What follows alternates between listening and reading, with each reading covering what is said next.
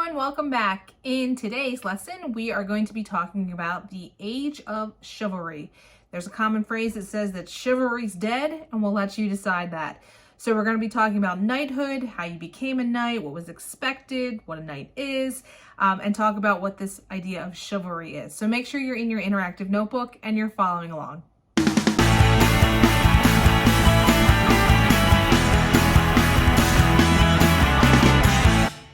So we are on page 4 of your interactive notebook, and again we're talking about the Age of Chivalry. Let's start off with our essential question. Why was chivalry important in medieval society? So first and foremost, let's talk about who was chivalrous. Chivalry is going to be a tough word today, but we're going to try and enunciate. Knights, those are the ones that are going to be what are called quote-unquote chivalrous. So about 700 mounted knights become the most important part of any army. As you can see in the picture here, we're literally talking about guys up on a horse, full clad in armor. Those are your knights. So you might play knights as a little kid. They were legit real guys. So by the 1000s, Western Europe was basically a battleground of warring nobles. All of these nobles with their different manners just kind of were competing for land and power. And so they need a force to kind of take forward and protect them and fight for them. So the feudal lords raise private armies, kind of like their own little militias of these knights who were paid for hire. Knights were then rewarded with land, and they were also provided income that was needed for their weapons. Common weaponry would have been, armor. As you can see here, this like spike thing. I should probably know the name of that, but I don't know. Swords, shields, helmet, you name it. And then armor also, as you can see, for the horse. Knights also competed in other activities or took place in other activities, participated in other activities that would help them train for combat, which we'll talk about on the next slide. So knighthood and this idea of a code of chivalry. By the 1100s, the knights adopt this thing, they call it the code of chivalry. Basically what it was is a set of ideals on how you should act. So in order to be a true and good knight, you followed what was known as the code of chivalry. Some of the biggest aspects of it were to protect the weak, to serve your feudal lord, kind of a given because he's paying you, to serve God, and to serve your chosen lady. A lot of times chivalry comes down to what's done for a lady.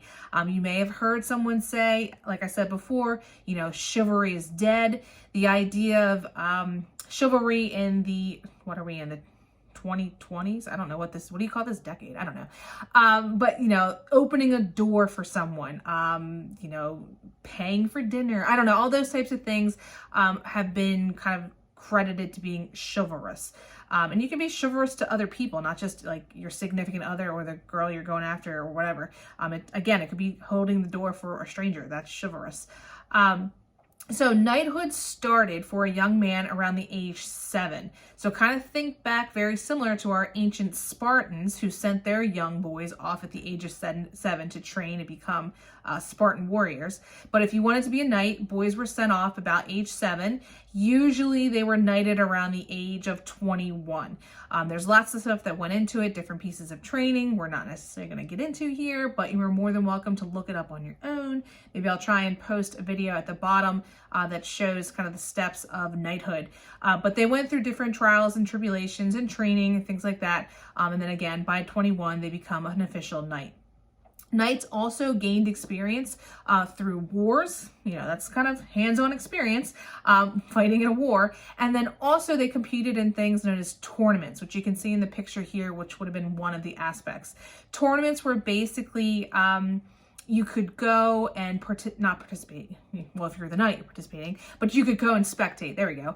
You could spectate it, and it was kind of like a series of different competitions. And if you won the tournament, you were, the victorious knight of the day. It was all, it wasn't like gladiators where they fought to the death. It was all, I want to say like pretend, or it was competing. So like you can see here, the two knights are competing in like a sword fight. You had jousting.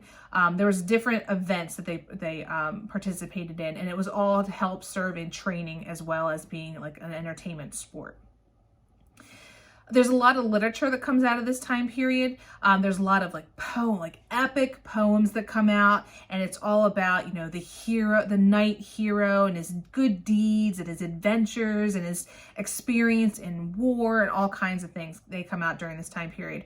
A knight's duties to his lady were as much as important to him as it was to his lord. So anything, again, you're serving God, your lord, and your chosen lady. So it was a big deal at this time to, you know, just kind of dote over your chosen lady, and, you know, you do all these things and just lovey-dovey, and, you know, think, you know, Robin Hood and Maid Marian, and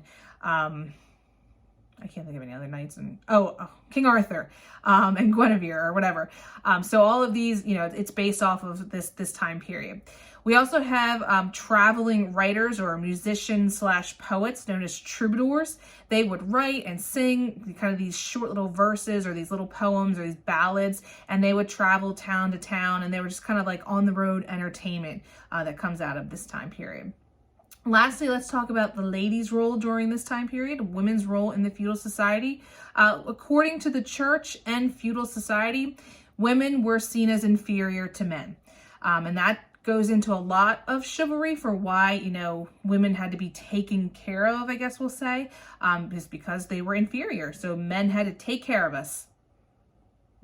Let's break down the two different categories of women, because we basically had two status or two classes of women at this time. We have the noble women, who were a little bit higher class, and then we had our peasants, which were obviously the lower class. Noble women, they could actually inherit land. Say their significant other died in war, died early, you know, died, you know, again, age 35 was the life expectancy, you know, passed away suddenly, they could inherit and take the land. So that's a big deal, that even though they're seen as inferior, they can inherit land. They could defend their castle or their land. They could also send knights off to war on their lord's request. So they do have noble women did have a little bit of power. They, you know, they are below the man, but they have a little bit of power for this time period. Usually they were, you know, 9 times out of 10, they're confined to the home, or if they're a nun, they are confined to their convent. So pretty much domestic duties, no matter if you are a noble woman or a peasant, but the noble woman had a little bit more power, or could inherit a little bit more power. Peasants, on the other hand, most of their time was spent in the home or the field. They're basically bearing children, they're providing for their family. Basically, you know, poor, powerless, and they're learning household tasks from a young age. And a lot of peasants, again, you're born into peasanthood, if that's a word. I don't think it is. But, you know, if your parents were peasants, I mean, that's basically what you were going to be doing. It was very uncommon for a peasant to rise and become, you know, wealthy, unfortunately, during this time period. So again, this episode, or this lesson, we were talking about chivalry and why was it important. It does set up for future generations, you know, this idea of, you know, being chivalrous, being courteous, being kind to other people, to, you know, a proper way to act. And again, not only towards, you know, your chosen lady, but, you know, someone you've sworn to protect or sworn to defend, you know, those who are inferior to you, know, the weak, the blind, the humble, the whatever. So it does set up, you know, kind of a code, we'll say, for future generations that others will look back on, you know, a code of war. You know, it's, you know, one of the biggest things for a knight was like, you wouldn't stab somebody in the back, you know, you had a fair fight. So we see that throughout warfare in the future. Not always, but, you know, sometimes there was that code of ethics. So anyway, I'm rambling. So this is it. Thanks for watching, and stay tuned for our next lesson. Make sure you fill all this into your interactive notebook. Thanks, guys. Bye.